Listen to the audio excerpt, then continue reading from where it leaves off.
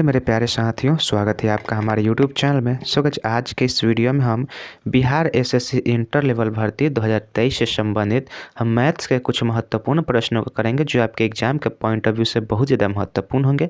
देखिए, practice set number 12 है। इससे पहले हमने 11 वीडियो बनाए हैं। अगर आपने उन वीडियो को नहीं देखा है तो आप उन वीडियो को जरूर देखिएगा। आपको उनसे ज़रूर कुछ ना कुछ सीखने के लिए मिलेगा। ठीक है, तो चलिए बिना देरी के हम वीडियो को स्टार्ट कर लेते हैं। तो देखिए, यहाँ पे हमारा पहला नंबर देखिए, प्रश्न क्या है।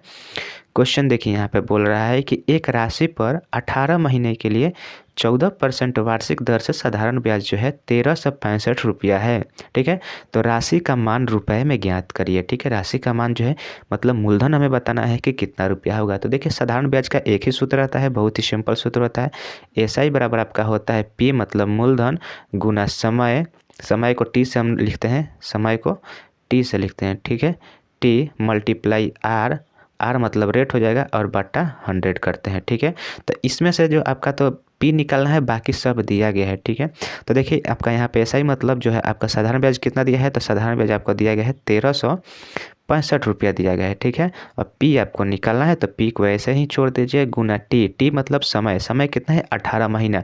परंतु समय जो है हमेशा वर्ष में लिया जाता है, तो 18 महीना को जब वर्ष में बदलिएगा तो यहाँ पे क्या करना पड़ेगा, 18 को और 12 से भाग देना पड़ेगा, तो यह जो है वर्ष में बदल जाएगा। ठीक है, उसके बाद मल्टीप्लाई होगा R देखिए कितना है, 14% है, तो 14 लिखा जाएगा और उसके बाद जो है परसेंट का मतलब यहाँ पे 100 आ जाएगा। ठीक है, तो चलिए अब इसको यहाँ से आप काटिएगा, तो यहाँ से कैसे काटिएगा, तो देखिए 6 तिया का कितना होता है, 18 होता है। 6 दूना का यहाँ क्या होता है, 12 होता है।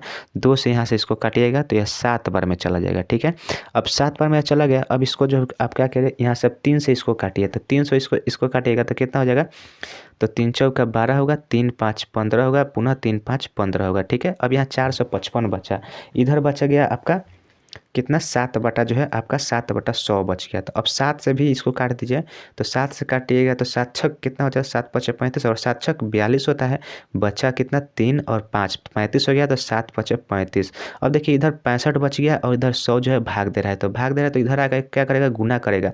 P आपका ज्यों करते हो जाएगा, तो P बराबर जो हो जाएगा आपका कितना, 65 मल्टीप्लाई जो है आपका यहाँ पे 100 हो जाएगा। ठीक है, तो P बराबर 65 मल्टीप्लाई 100 होगा, यानी कि कितना रुपया हो गया, तो मूलधन जो है आपका हो गया कितना, 6500 रुपया हो गया। ठीक है, तो यही आपका राइट आंसर हो जाएगा।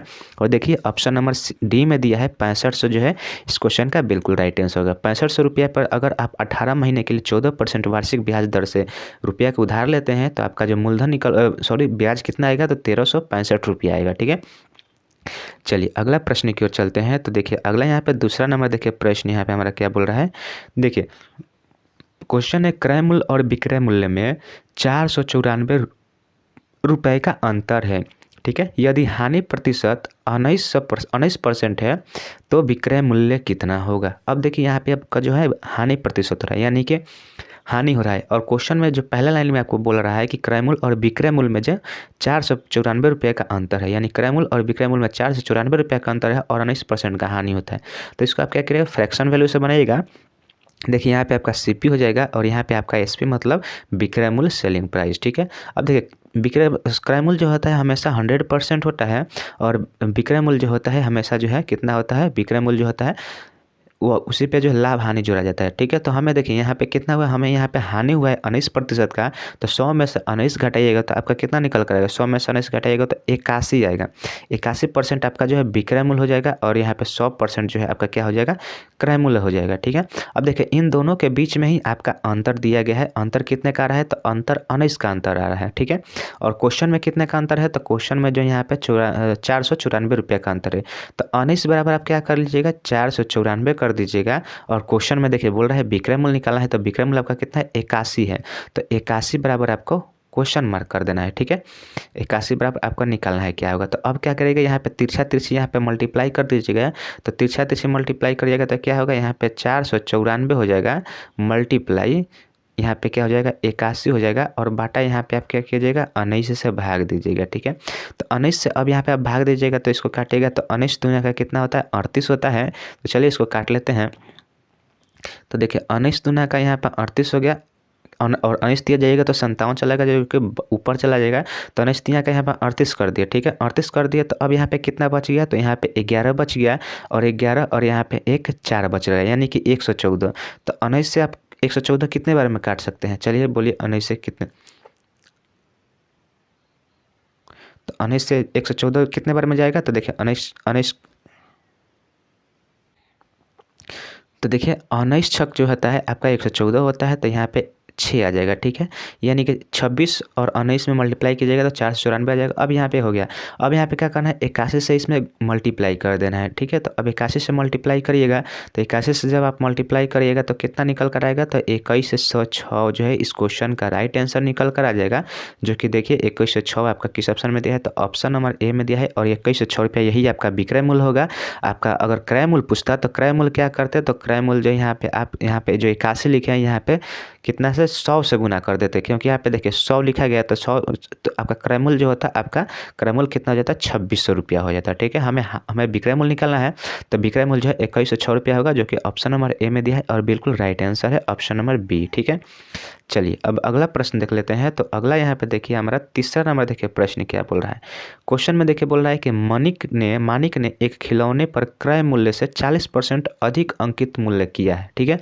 यदि वह उन पर 20% की छूट देता है तो हानि या लाभ प्रतिशत कितना होगा, ठीक है। मानिक ने अपने खिलौने पर क्रय मूल्य से 40% अधिक मूल्य अंकित करता है। तो देखिए अब यहाँ पे आपका दो प्रकार का, मतलब यहाँ पे आप कैसे बनाइएगा? तो यहाँ पे जो इस सवाल को आप सॉल्व करिएगा तो आपको फ्रैक्शन वैल्यू से करना पड़ेगा, ठीक है। इससे जो है सवाल जो आसानी से बन जाएगा। अगर हम यहाँ 40% की बात करें तो 40% का फ्रैक्शन वैल्यू कितना होता है? तो 20 दूना का 40 और 20 पचे 100, यानी कि 2/5 जो है आपका जो है इसका 40% का फ्रैक्शन वैल्यू होगा। तो इसमें जो है नीचे जो हर होता है इसको क्या कहते हैं? तो इसको हम अगर देखिए आप यहाँ पे अंकित मूल्य पर बात कर रहे हैं तो यह जो है अंकित मूल्य पर यह आपका एमपी हो जाएगा, और यह जो है आपका कितना हो जाएगा? यह आपका छूट हो जाएगा, ठीक है।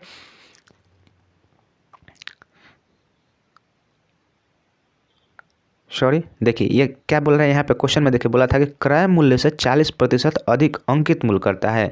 तो यह जो 5 होगा, यह 5 क्या होगा? यह एमपी ना होगा, यह आपका सीपी होगा। यानी कि क्रय मूल्य आपका 5 हो गया और 2 बढ़ाकर लिखना है। तो देखिए चलिए यहाँ पर रेशियो बना लीजिए, सीपी और एमपी का रेशियो बना लीजिए। तो सीपी आपका 5 हो गया और 40% अधिक जो है आपका एमपी है। तो इसको क्या करिएगा? यहाँ पे 2 बढ़ाइएगा तो यह जो आपका हो जाएगा 5 से 7 हो जाएगा। यहाँ तक आप उम्मीद है कि समझे होंगे। देखिए 5 अगर आपका सीपी है तो यहाँ पे 7 आपका मार्केट प्राइस यानी एमपी होगा। देखिए अगर आप यहाँ पे नहीं समझ में आया तो देखिए यहाँ पे ऐसे कर लीजिएगा, जैसे कि 100 का क्रय मूल्य हो गया तो 40% बढ़ाकर जो है आपका लिखना है अंकित मूल्य, तो 140 हो जाएगा। अब इसी को आप रेशियो में बदलिएगा तो 20 पचे 100 हो जाएगा और 20 से 7 140 हो जाएगा, ठीक है। इसी को हमने यहाँ पे लिख दिया है, ठीक है। अब उसके बाद देखिए बोल रहा है कि यदि वह उन पर 20% की छूट देता है, तो देखिए 20% की बात किया जाए तो 20 पचे 1/5 जो है इसका फ्रैक्शन वैल्यू होता है 20% का। और देखिए छूट किस पे दिया था? तो छूट जो है मार्केट प्राइस यानी एमपी पे दिया जाता है। तो इस पे छूट दीजिएगा तो आपका क्या मिलेगा? वो आपका सेलिंग प्राइस यानी कि विक्रय मूल्य प्राप्त होगा। तो 5 अगर आपका एमपी में है, मतलब अंकित मूल्य है, तो 1 छूट दीजिएगा तो कितना? 4 पे आप उसको बेच रहे हैं, ठीक है। यह तो आपका फ्रैक्शन हो गया। अब इस तरह के रेशियो को जब आप सिंगल रेशियो में उतारिएगा तो यहाँ से इसमें गुना किया जाता है, तो 7 चौका कितना हो जाएगा? 7 चौका 28 हो जाएगा। यहाँ पे 7 पचे 35 हो जाएगा, और यहाँ पे जब 5 से 5 गुना किया जाएगा तो 5 25 हो जाएगा, ठीक है। और देखिए यह अगर आपको समझ में नहीं आया होगा तो इसका कहने का मतलब है कि देखिए यहाँ पे जो खाली स्थान है तो यहाँ पे 7 लिख दिए, और यहाँ पे खाली स्थान है तो यहाँ पे 5 लिख दिए। यानी कि इससे बगल में खाली है तो इसको वाले हम लिख दिए, और इधर बगल में खाली है तो इस को वाले यहाँ पे लिख दिए और सीधा सीधी मल्टीप्लाई करा दिए। तो देखिए अब यहाँ पे से आपको देख रहे हैं क्रय मूल्य आपका 25 हो गया और सेलिंग प्राइस यानी विक्रय मूल्य आपका 28 हो गया। तो यहाँ पे कितने का लाभ हो रहा है? तो लाभ देखिए यहाँ पे 3 का लाभ हो रहा है, ठीक है। 3 का लाभ हो रहा है, और कितने पे हो रहा है? तो 25 पे हो रहा है। तो 3/25 और मल्टीप्लाई परसेंट निकालने के लिए 100 से मल्टीप्लाई कर देते हैं, तो ठीक है। तो 25 चौका कितना हो जाएगा? 100 हो जाएगा, और 4 से यहाँ पे 3 मल्टीप्लाई कीजिएगा तो क्या होगा? तो 12% हो जाएगा, ठीक है। तो 12% इस क्वेश्चन का राइट आंसर होगा, और 12% लाभ होगा, ठीक है, न कि हानि होगा। 12% लाभ होगा। ऑप्शन नंबर बी जो है इस क्वेश्चन का राइट आंसर हो जाएगा, बिल्कुल सही राइट आंसर है, ठीक है।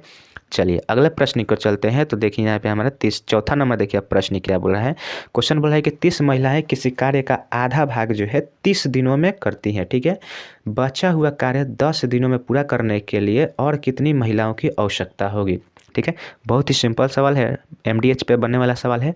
देखिए अब यहाँ पे आपको देखिए बोल रहा है कि 30 महिलाएं यानी कि 30 वोमेन, ठीक है। 30 वोमेन किसी कार्य को जो है 30 दिनों में जो है करती हैं, और 30 दिनों में वह केवल आधा काम करती हैं। आधा मतलब 1/2, ठीक है। और बताना है कि जो बच गया काम है उसी काम को कितनी महिलाएं यानी डब्ल्यू लिख रहे हैं हम, महिलाओं का यहाँ पे अभी बाद में हम निकालेंगे, ठीक है। तो कितनी महिलाएं जो है उसको शेष काम को 10 दिनों में कर देगी, ठीक है। 10 दिनों में कर देगी और शेष काम कितना बच गया है तो 1/2, यानी कि आधा यहाँ काम हो गया और आधा यहाँ पे करना है, ठीक है। तो यहाँ से यह तो सीधा सीधा कट जाएगा, ठीक है। और यहाँ से 10 से काटिएगा तो 1 जीरो यहाँ पे कट जाएगा और डब्ल्यू से यहाँ पर डब्ल्यू कट जाएगा और यहाँ पे एक्स यहाँ पे आपका था, महिलाएं निकालनी थी तो एक्स यहाँ पे था, ठीक है। अब देखिए, अब यहाँ पे हम बात करें तो एक यहाँ पे कितना हो जाएगा, 30 यहाँ का 90 हो जाएगा और यहाँ पे x था, ठीक है। अब देखिए यहाँ पे x का मान 90 आएगा, लेकिन देखिए ऑप्शन में तो 90 नहीं है, तो 90 नहीं है, इसका मतलब क्या है 90 इसका राइट आंसर नहीं होगा। अब देखिए राइट आंसर क्या होगा, देखिए टोटल 30 महिलाएं तो यहाँ पे पहले से हैं, ठीक है। हमें कितना यहाँ पे 30 माइनस कर देंगे तो हमें जो और कितनी महिलाओं की आवश्यकता पड़ेगी, तो और जो है हमें 60 महिलाओं की आवश्यकता होगी, ठीक है। अगर 60 महिलाओं को हम और ला लेते हैं तो वह जो काम है वह 10 दिनों में समाप्त हो जाएगा, यानी कि पहले का 30 और अब 60 ले आए हैं तो 90 लोग जो मिलकर है उस काम को 10 दिनों में कर देंगे। तो इसका राइट आंसर क्या होगा, राइट आंसर हो जाएगा इसका यहाँ पे 60 हो जाएगा, ठीक है। 60 महिलाओं को और हम ला लेते हैं, मतलब और अधिक 60 महिलाएं होती तो वह जो काम है वह और 10 दिनों में आधा काम जो है आसानी से समाप्त हो जाता है, ठीक है। उम्मीद करते हैं क्वेश्चन समझ में आया होगा, बहुत ही सिंपल सवाल था।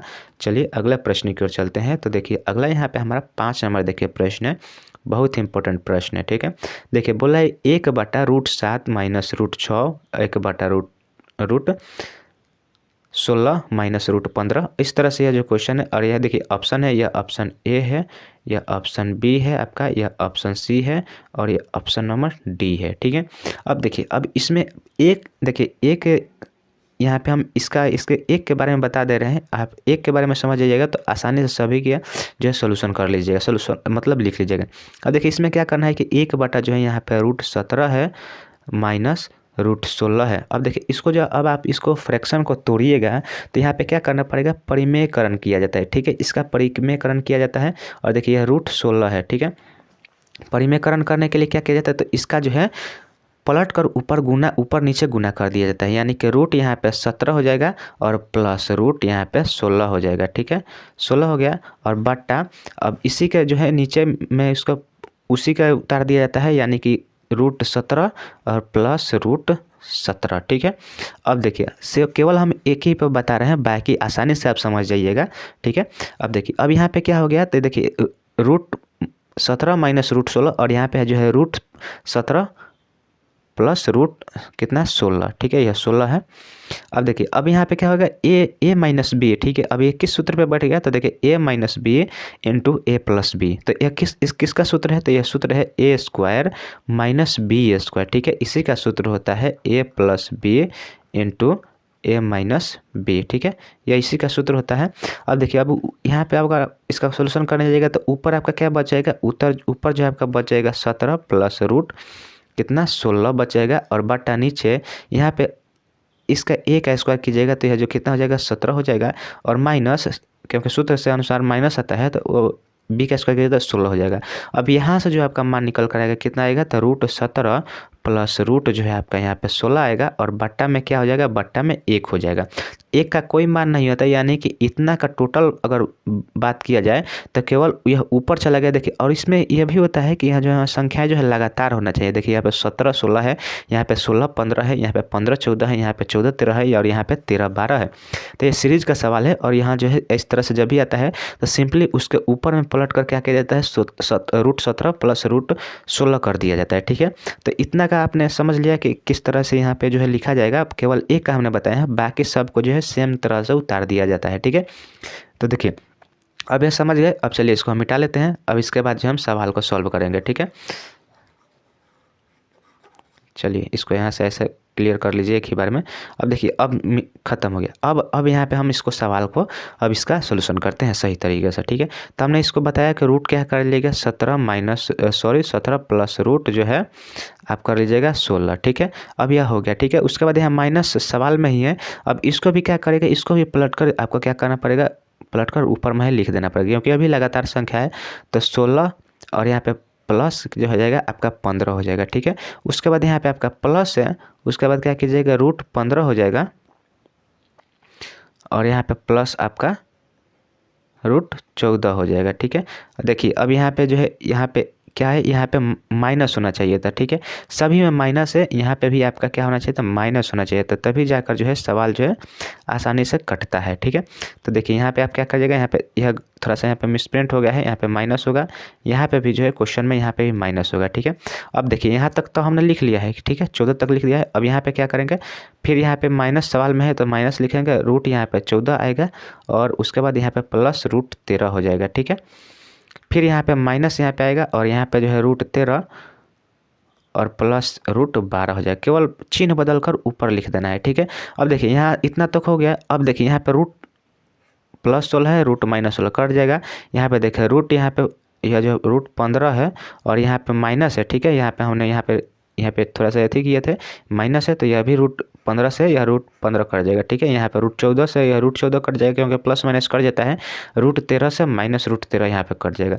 अब लास्ट में बच गया क्या, तो लास्ट में बच गया आपका रूट यहाँ पे 17 और प्लस रूट 12। तो यही आपका आंसर हो जाएगा, राइट आंसर। और देखिए किस ऑप्शन में दिया है, तो देखिए ऑप्शन नंबर यहाँ पे सी था और यही राइट आपका आंसर हो जाएगा, root 17 plus root 12। Option number C इसका बिल्कुल राइट आंसर हो जाएगा। ठीक है, तो बहुत ही सिंपल सवाल था, अगर आप थोड़ा सा भी जानकारी रखते हैं तो इसको सॉल्यूशन कर बना सकते थे। ठीक है, चलिए अगला प्रश्न देख लेते हैं। तो देखिए यहाँ पे 6ठा नंबर देखिए प्रश्न क्या है।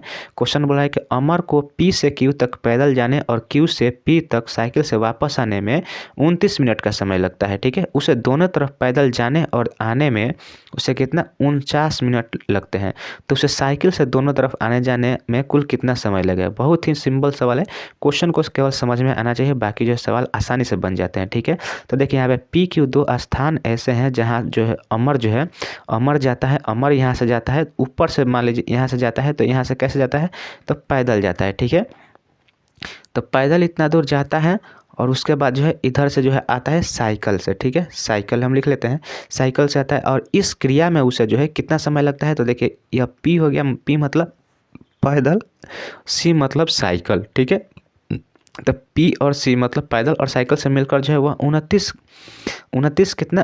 मिनट में वह इस पूरे प्रक्रिया को एक राउंड पूरा करता है। ठीक है, परंतु देखिए क्वेश्चन बोल रहा है कि उसे दोनों तरफ पैदल से आने जाने में, यानी कि अब देखिए अब यहाँ से ऐसा हो गया कि देखिए पैदल जा रहा है और यहाँ Q से जो है पैदल आ भी रहा है, यानी कि पैदल गया और पैदल आया। ठीक है, और इस दोनों में जो है उसको P से हम पैदल करते हैं तो P हो गया। ठीक है, दोनों साइड से P जाने में उसे कितना 49 मिनट लगता है।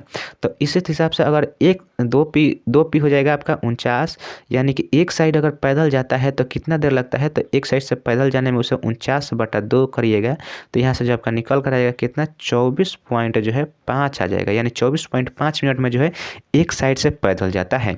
तो हमें निकालना क्या है कि साइकिल से दोनों तरफ जाने में उसे कितना समय लगेगा। तो यह जो है यहाँ अब देखिए पहला रेशियो है, पहला समीकरण में आ जाइए। अब समीकरण नंबर पहला है, अब यहाँ P का मान कितना आ जाएगा 24.5 आ गया। ठीक है, 24.5 आ गया। तो यहाँ पे C का मान निकालने के लिए यहाँ से इसमें से घटा लीजिएगा। ठीक है, 29 में से घटाइएगा। चलिए यहाँ पे हम लिखते हैं, तो 29 में से अगर आप यहाँ से 24 पॉइंट जो है कितना 5 को माइनस करते हैं तो ये कितना आएगा, तो यहाँ पे 0 में से 5 जाएगा 5, यहाँ बच गया 8 में से 4 जाएगा तो 4, यानी कि 4.4 जो है साइकिल से इधर आने में उसे, साइकिल से चलने में, एक साइड साइकिल चलने में उसे 4.5 मिनट लगता है। ठीक है, तो दोनों साइड साइकिल से आने जाने में उसे कितना लगेगा, तो 4.5 में जो है क्या कर लीजिएगा, माइनस जो है 4.5 में क्या कर लीजिएगा, मल्टीप्लाई 2 कर दिया। दोनों साइड आने जाने में उसे 9 घंटा लगेगा, 90 आएगा, तो यहाँ पे एक पॉइंट यहाँ पे आएगा, तो 9 मिनट जो है इसका राइट आंसर हो जाएगा। और 9 मिनट वो साइकिल से दोनों तरफ आने जाने में उसका समय जो कुल लगेगा साइकिल से केवल, तो 9 मिनट लगेगा। ठीक है, ऑप्शन नंबर ए इसका बिल्कुल राइट आंसर हो जाएगा 9 मिनट। ठीक है, उम्मीद करते हैं क्वेश्चन समझ में आया होगा। तो देखिए आज के लिए बस इतना ही रखते हैं, उम्मीद करते हैं वीडियो आपको अच्छी लगी है। देखिए आज की इस वीडियो में टोटल 6 प्रश्न किए, 6 के 6 प्रश्न बहुत ही महत्वपूर्ण थे। ठीक है, चलिए इस वीडियो को यहीं पे अंत करते हैं, और वीडियो कैसे लगे कमेंट करके जरूर बताइएगा। वीडियो अच्छी लगता है वीडियो को लाइक और हमारे चैनल पर पहले बार तो चैनल को सब्सक्राइब जरूर कीजिएगा। चलिए मिलते हैं नेक्स्ट वीडियो में, तब तक के लिए जय हिंद जय भारत।